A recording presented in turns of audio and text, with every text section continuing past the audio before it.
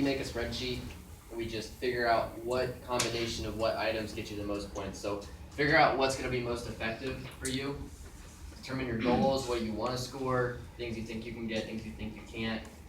Don't think you're going to be able to do everything, because it never happens. You might get it all in practice, you get to competition, everything falls apart. It never works out the way you want it to. So don't set like a lofty goal, because you'll just get disappointed when it doesn't work out in competition. But be reasonable. So when you get your kit, you'll have motors and servos. You get 2 strong and 2 weak, and then you get 4 servos. So your strong motors, they have more torque, but they move slower, and your weak motors move faster, they don't have as much torque. So figure out what you want to use those for. If you want to use your strong motors for the wheels, your weak motors for the wheels. Just basically figure out what's going to work best for your design. And then your servos, they don't have very much torque and they move really slow, but they're great for latches or things you need very little rotation for. Servo tips. On this robot right here, we used a servo to actually hold this counterweight in. And we used a paper clip, I think, or a piece of piano wire as a linkage. And that moved a piece of strap, which actually releases that counterweight. So you can use different objects. One of our prototypes for that robot, actually, we do have part of that on there. But it's like a 4-bar linkage system, so you can use servos with linkages and rubber bands to do different things. You can use rubber bands to help hold the weight so the servo doesn't take the full force. Gear ratios, we always use gears on our wheels because we typically use 4-wheel drive. 4-wheel drive just seems to work better for us. With 4-wheel drive, the closer your wheels are together, the easier it is to rotate. Because if your wheels are far apart, your robot won't be able to rotate because they'll get stuck on the carpet. You can use pulleys, timing belt, levers. Basically, the gear ratio of your gears determines the torque and speed of your robot. So if you have a really high gear ratio, your robot's going to move slower, but it's going to have a lot of torque. So you can use gears to your advantage. And then each round's 3 minutes. So in the 2016 season corn, it took us 1 minute and 45 seconds to do. The seed was 1 minute and water valve was 15 seconds. So we time budgeted what we had to do, and we practiced and practiced and practiced until we could complete those objectives in that time. So figure out what points you want to score, and then figure out how long it takes to do each of those, and then just practice it. So your schedule, week 1 is understanding your requirements, game rules, Q&A, brainstorming, getting ideas down on paper, cardboard prototypes, just straightforward stuff like that. Week 2 is completing practice course. So we always build our course. It helps us practice. I know some teams that don't even build a course. They just use Mall Day. And Mall Day is usually when things fall apart. So I recommend building a field. It helps. It's not that expensive. I think the one for this year is like $300. It's not that bad.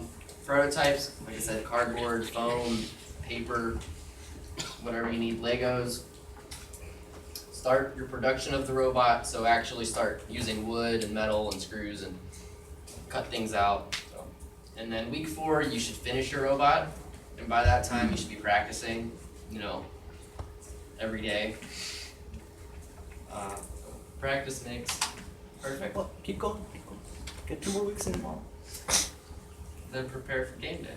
Have fun. Well, That's it. That's all of them.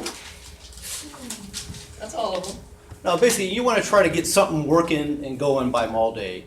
That's like a hard point that you want to hit.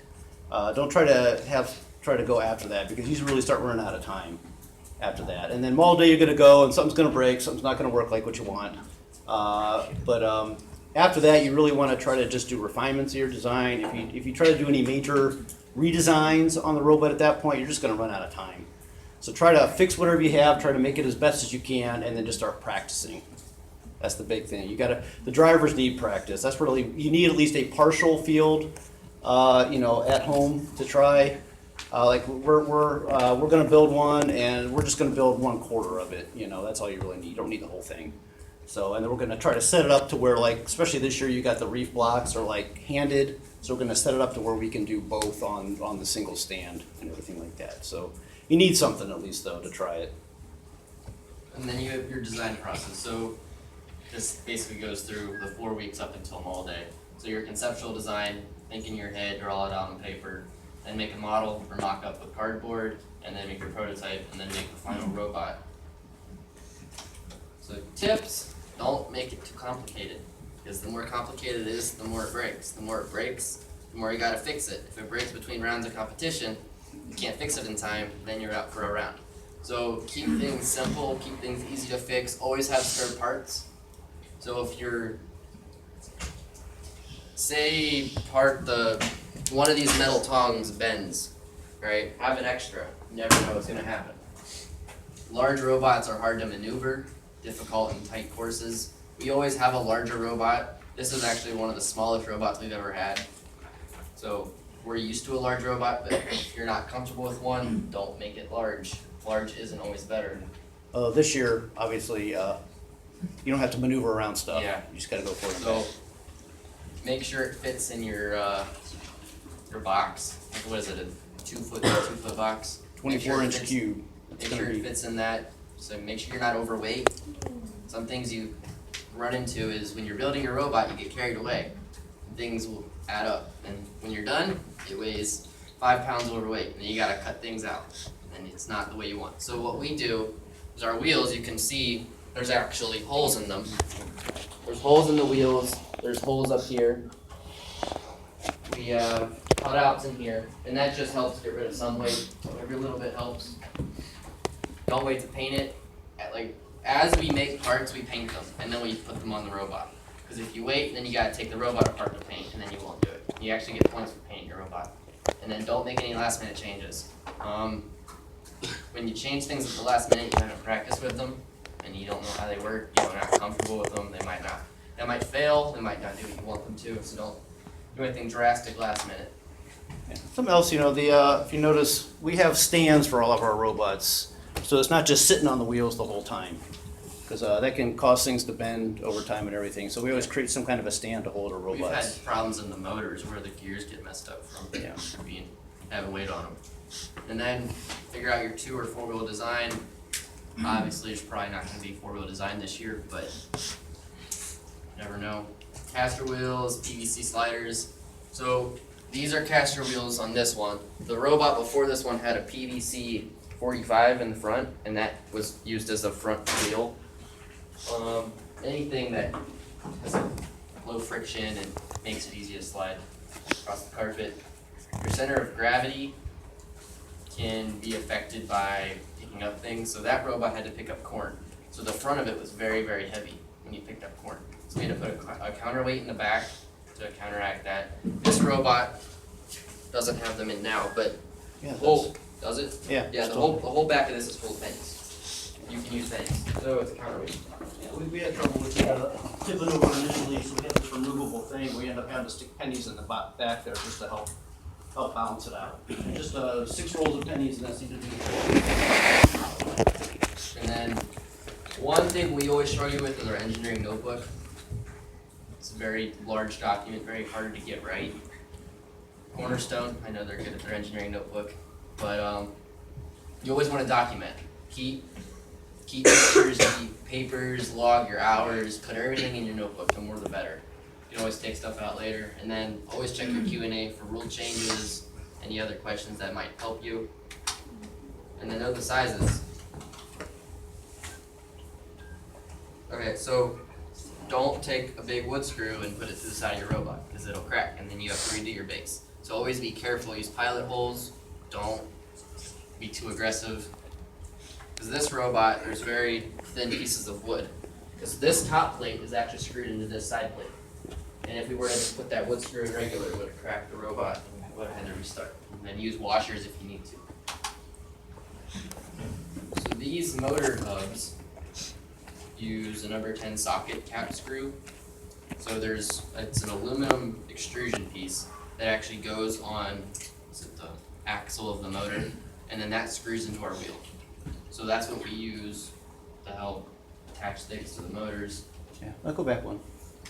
This is one of the things that in the past, like people typically will like tap the aluminum and then you put a steel screw in there. And over time, what can happen is sometimes when you're trying to tighten the thing down there, you can actually strip the aluminum. So one cool thing about this is, especially if you don't have any way to tap the aluminum, this doesn't require any kind of tapping equipment or anything. You just use that number 10 cap screw and you put the number 10 cap screw through the top of the hole here. You put this through the side there, and then it's a really good way of holding it down. So I know in the past some teams have had trouble keeping their wheels on, even, trying to do something. So this is just a real simple way of being able to do that. And then there's basic tools you always want to have. You always want to have goggles, gloves, screwdrivers, saws, hammers. You want a socket set. Things that you don't think you're going to need, and then you need them. So you get to competition, and then something gets loose. We always have trouble with things getting loose on our robots, or these nuts here get loose. So one thing you can do to prevent that is actually use two nuts and lock them together. That'll prevent things from loosening up. Yeah, we actually use the wood glue as like a Loctite. And just clamps, soldering irons. You're allowed to solder the wires together. You're just not allowed to cut them and extend them. And they actually, like on they're pretty particular. They don't want you using the duct tape or even the electrical tape on any of the electrical connections. They want you to use the blue painter's tape. That way there's no sticky residue that can be left on, especially for anything that's a returnable item. They don't want any of the sticky residue on there, so they prefer to use the blue painter's tape. When we've gone through where we had to certify the robot and everything, they actually made us take some of the electrical tape off and replace it with painter's tape. So. Are you allowed to use crimp connections? There, But most of the I think connectors so, fit yeah. together, so they're not just bare wires. there are bare wires. I don't know as much about the electrical. I know they have, a junction with like the screws. And There's some screw the junctions where wires you in. put the wires in. I think you do have to crimp them together, and you can solder them too. You're allowed to solder them. So Drill bits. Get a good bit set. Don't get cheap ones from Harbor Freight. Some they bend and break and stall. We made that mistake. yeah, we last did year. that. We found a really good deal on drill bits, and they turned out to not work. So get a good set, even if they're expensive. You always want sandpaper, drills. Basic tools you'll need, circular saws. It always helps to have battery-powered tools instead of electrical tools, because you can take them places. Bench vise helps for bending aluminum. So we bend all of our aluminum. I mean, we made this out of a sheet of aluminum. So it helps to have stuff like that to just help bend it. Calipers are good for accuracy. And then hole saws, cutting knives, stuff like that. Then your larger power tools, then you might not have these, you might not want to go buy these. See if you can borrow these. A dad has them in his garage. Find a way to get tools. You want a drill press, we have a miter saw, a belt sander, and then a band saw. That's good for cutting out intricate parts. All those parts we use all the time. They are they're almost critical to have. The drill press, you try to drill a hole through a piece of wood, you're never going to get it straight. You're never going to get it straight. Even if you look at the little level that they have on the drill, you just don't get it straight. So the drill press really helps you to get the holes really nice and perpendicular material and everything. And then we have two CNCs. We actually got one at the end of last year. So our Roland we've had for a while. That's what we used to make all of our previous robots. And we got that Roland is like 10 years old. It was bought a long time ago. It's obsolete. They don't support it anymore. It still works, but we've had some issues with it. So we bought this new X-Carve that we saw, and we don't recommend it. It's been awful. It's run off of rubber belts. They stretch. There's no accuracy to it. They claim, you get like 4,000ths tolerance on it, and they don't. You can do nice artistic pieces, and they look great and everything, but if you want to try to cut a 1/4-inch hole precisely, forget it. It's not going to work. Yeah. There's a really family-friendly, very well-moderated woodworkers forum called Sawmill Creek, and the guy that started it was a sign maker, so they've had CNC carving stuff from basically its infancy. So if you want information on stuff like that, What's it called again? sawmillcreek.org. It's nonprofit. Like I said, it's extremely family friendly and well moderated. So, Cool. CNCs are good for making parts. We make all our stuff on the CNC. We make all our If we wheels. We actually made a well, this was made on this CNC. I think we made cardboard No. versions of this on, we did, couldn't do Not that. on the CNC, Okay. no. I think that was an idea at one point, but we make basically all of the robot on a CNC. So I know Akron Public Library, they might have one. Makerspaces, if you don't have one, always check them Yeah, the out. Penn State Makerspace has one. There's a place downtown Akron. I'm sorry, you guys aren't from, you guys are from around here. I guess I'm not sure who all has makerspaces. That's true, around here. yeah. But we live near Akron, and there's several different places. A lot of the colleges have a makerspace, and they'll have some kind of a CNC potentially that you can get in there and do. Like I said, we saw the X-Carve at several of the makerspaces, so that's why we ended up getting it, and it just